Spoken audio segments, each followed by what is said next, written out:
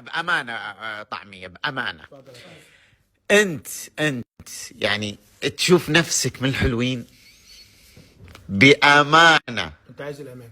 يعني مثلا خلينا نسألك سؤال، من 10 كم تقيم جمالك؟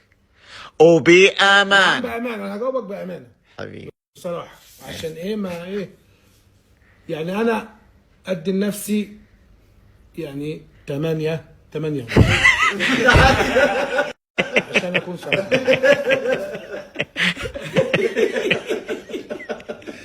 قول لي ايه والله 8.5. ده عشان ايه؟ انت قلت لي بامانه.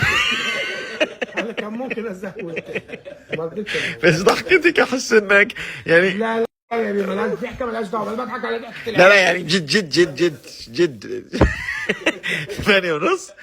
ايوه يا ابو مالك من ديش قوي، مستغرب قوي. ايوه 8 ونص، يعني ممكن 8 وربع كده يعني، بس اي بس 8.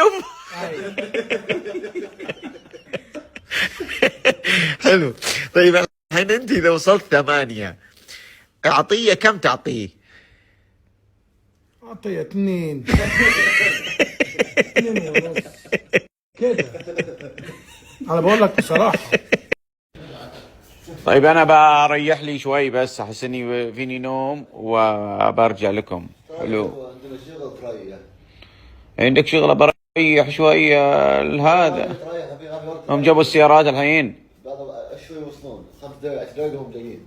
ايه ايوه ريح. بعدين انت رايح فين يا انت لسه صاحي اساسا؟ لسه صاحي، بس ما نمت الصباح كله انا صاحي، فما احس اني اكتفيت، يعني ودي اخبط لي شوي بعد واللي ساعتين. ما نايمكش الصباح ان شاء الله. ما نمت الصباح، يعني كنت جالس يعني. سوي الصوت جالس. يعني قلت ممكن يعني مثلا احد يرسل شيء ولا حد كذا، يعني مو بحلوه ان ما حد يرد عليه، فهمت؟ ممكن. امال ايه بعد شويه اللي قلتها لي دي؟ وش اللي بعد شويه؟ مش سالتك على الهديه المنينه قلت لي بعد شويه بتيجي، دلوقتي بقى ممكن. انا قلت ان شاء الله، يعني ان شاء الله بعد شويه يعني. يعني انت ما تعرفش حاجه؟ لا ما اعرف حاجه، يعني من الصباح انتظرنا ما هذا يعني ما فيش لا خبر ولا حاجه ولا هديه ولا تحت التجهيز ولا اي نيله؟